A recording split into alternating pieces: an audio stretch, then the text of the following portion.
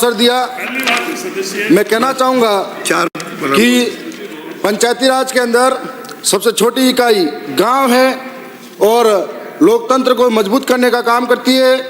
महात्मा गांधी जी ने कहा था, यदि गांव नष्ट होते हैं तो भारत भी नष्ट हो जाएगा और वह भारत भी नहीं होगा और विश्व में उसका संदेश समाप्त हो जाएगा। इसलिए 80% जनसंख्या गांवों में बसती है। आज नया कानून जो लेके आ रहे हैं, इस कानून के अंदर 3 से अधिक बच्चों की संख्या हो सकती है। अगर यह निर्णय है तो दक्षिणी राजस्थान के आदिवासियों के लिए तो बहुत सारा फायदा ही फायदा है। साथ साथ में यह भी कहना चाहूँगा कि कोई भी भर्ती प्रक्रिया होती है, उस भर्ती प्रक्रियाओं के अंदर हम लोग योग्यता मांगते हैं, क्योंकि हम जानते हैं कि यदि वो नौकरी लगेगा तो बेहतर समाज, बेहतर देश का निर्माण करेगा। तो गाँव के अंदर भी जो जनप्रतिनिधि हैं योग्यता रखेंगे तो इस देश के अंदर और राज्य के अंदर जितनी भी तमाम योजना है उनको क्रियान्वयन सही ढंग से गाँव में कर पाएंगे, भ्रष्टाचार को रोक पाएंगे और यदि उनके पास योग्यता होगी तो कई नए लोगों को अवसर मिलेगा। अन्यथा पीढ़ी दर पीढ़ी चलती आ रही राजनीति ही संभालते रहेंगे। मैं ये भी कहना चाहूँगा कि आज 15 अप्रैल 2026 तक पूरे राजस्थान के अंदर चुनाव कराने थे। यह हाईकोर्ट का आदेश था, लेकिन चुनाव नहीं किए जा रहे हैं। इससे गांव का विकास ठप पड़ा है। गांव के अंदर कई ऐसे पशु शेड हैं, कई ऐसे आवास हैं, कई ऐसी नालियां हैं, टाके हैं, आज अधूरे पड़े हुए हैं, हेडपंप अधूरे पड़े हुए हैं। गांव के लोग परेशान हैं, जाए तो किसके पास जाए, ऐसी स्थिति है।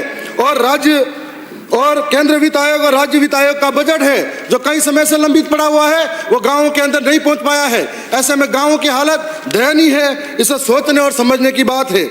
ऐसे में सरकार की लापरवाही और अक्षमता से राज्य की हजारों ग्राम पंचायतों, पंचायत समिति और जिला परिषद में अफसर राज में फंसी हुई है। मैं यह भी कहना चाहूँगा कि इस देरी का क्या नुकसान हो रहा है। इस तरीके की देरी का नुकसान ये हो रहा है कि आज जो कई गाँवों का विकास है वो ठप पड़ा हुआ है। साथ साथ में यह भी कहना चाहूँगा कि आज सरकारों ने SIR करवाई, SIR के बाद में PS मेंबर और पंचायत समिति और जिला परिषद की पंचायतें बांटने का काम किया, लेकिन जन भावनाओं के अनुरूप यह काम नहीं हुआ और कई जगह पर 4-4 ग्राम पंचायतें 12-12 हजार से ज्यादा की जनसंख्या में एक वार्ड गठित किया गया, तो कई जगह पर 3-3 और 4-4 हजार पर 4,000 पर एक वार्ड गठित किया गया।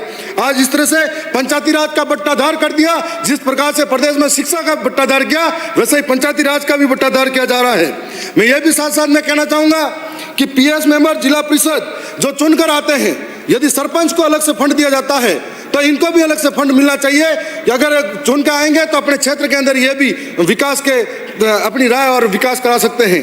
मैं ये भी कहना चाहूँगा कि जिस प्रकार से गांव के अंदर नरेगा मेट हो या कारीगर हो या सारे लोग परेशान हैं क्योंकि समय पर उनको बजट नहीं दिया गया है, और समय पर बजट नहीं मिलेगा तो गांव के अंदर कई लोग आज भी ये देख रहे हैं कि किस तरफ देखें। और आज जिस प्रकार के गठन पंचायती राज के अंदर पंचायत वार्डों में सब जगह किया है, उसे ऐसा लगता है या तो सरकारें डर के ऐसा कर रही है या सरकारों को डर है कि अभी चुनाव होते हैं तो चुनाव के अंदर उनके दोनों पार्टी को नुकसान हो सकता है। आपको एक ताजा उदाहरण बताना चाहूंगा कि हम लोग इस सदन के अंदर देखते हैं कांग्रेस बीजेपी पे आरोप लगाती है, बीजेपी कांग्रेस पे आरोप लगाती है, लेकिन पंचायती राज के अंदर पिछले समय में जब चुनाव हुआ था तो डूंगरपुर के अंदर जिला प्रमुख को दोनों ही दलों ने एक साथ बैठाया, लोकतंत्र का गला घोटा था। इसीलिए यहाँ पर अलग अलग होने का दावा करती है, लेकिन हमारे क्षेत्र के अंदर दोनों ही एक साथ लड़ती है। दलोट के अंदर प्रधान एक साथ बैठाया, ऐसे कई जगह पर एक साथ बैठाया। जब उनको लगता है कि सच्चाई के साथ में तीसरी ताकत आगे आती है तो उनको कैसे दबाया जाए, तब दोनों ये एक हो जाते हैं। ऐसा लगता है चोर चोर मोसेरा भाई हो जाती हो। और इसलिए हमें लगता है कि आज समय पर यह कराना चाहिए। मैं लास्ट में इतना ही कहूँगा कि गाँव के अंदर जरूरत है, 80% आबादी गाँव में रहती है और सभी चुनाव का भी इंतजार कर रहे हैं। आज भी चुनाव होता है तो सरकार के 2.5 साल में जो काम होने चाहिए तो नहीं हुए, तो जनता इस बार निष्पक्ष रूप से तीसरे दल को आगे बैठाएगी। मैं कहूँगा कि जिसको आप धूल समझते हो उसी मिट्टी से भाग्य हमारे जागे हैं। लगाव की डोर से रिश्ते बुनने में कई गांव मेरे शहर से आगे हैं। धन्यवाद। हो गया ना? अब हो गया। एक मिनट। अब हो गया। एक मिनट। मैंने इधर ही मना किया सबको। 3 मिनट में धन्यवाद अध्यक्ष महोदय, मुझे बोलने का मौका क्योंकि दिया। समय आपको आपका है। बहुत बहुत धन्यवाद। हरीश जी को भी धन्यवाद, समर्थन किया। एक राजस्थान पंचायत राज संशोधन विधेयक बिल 2026 संशोधन के विषय में मुझे बोलने